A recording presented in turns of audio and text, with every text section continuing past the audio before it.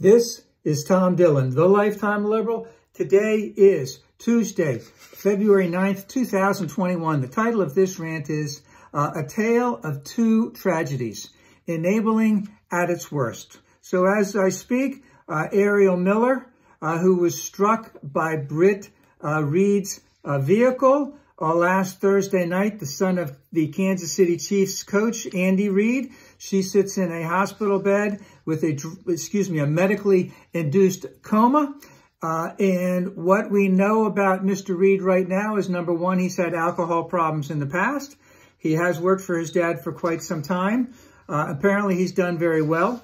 But on Thursday night, it appears to be apparent that he left the Kansas City facilities and was on a direct route home when he hit their vehicle, Ariel's vehicle. And that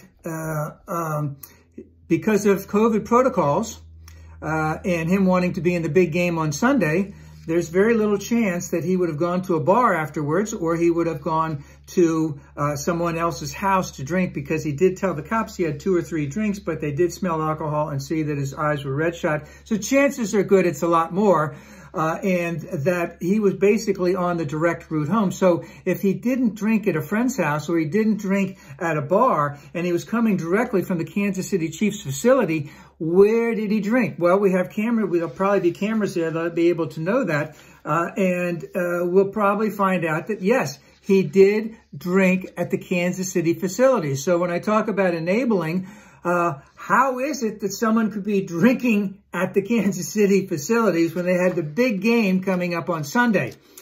And more will be revealed about this. Chances are that's not the first time this has probably happened.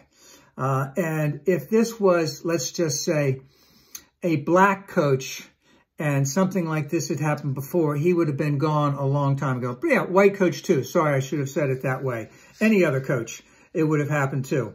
And the sad thing about this, there is a GoFundMe page for Ariel. They've raised $300,000, maybe a little bit more by now.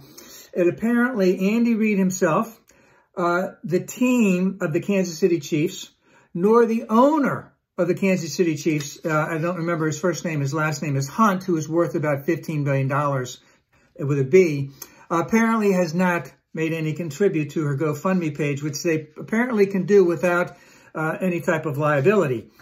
So, the thing is on this, it's a tragedy, and there is some culpability on the Kansas City Chiefs. And if he was anyone else but the coach's son and being enabled like this, that possibly wouldn't have happened. And the last thing I'd say on this is there's a good likelihood that the lawyers are all going to get together. He's going to go to rehab. He's going to cop a plea.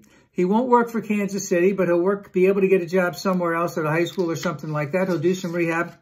Whereas at the same time, we don't know if Ariel will live, and we don't know how long there may be a rehabilitation. She may need lifelong help. Now, the next case of white, let's just say, of privilege or enabling, is the Republican Party, because today will be the first day of the impeachment, the second impeachment, and there would have been a third if that scathing report from the Mueller report hadn't been quashed, so to speak, and he will be acquitted. But the Republican Party has known all along that this guy is a con man, that this guy is complete scum. And of course, they could have quashed him at the beginning, but they thought maybe that he could be a useful idiot for them. So they thought that they could actually control him. And what he has done has brought out the worst in the American people in terms of paramilitaries, white supremacists, evangelical Christians, and a whole host of other right-wing groups who really don't believe in democracy. They believe in aristocracy.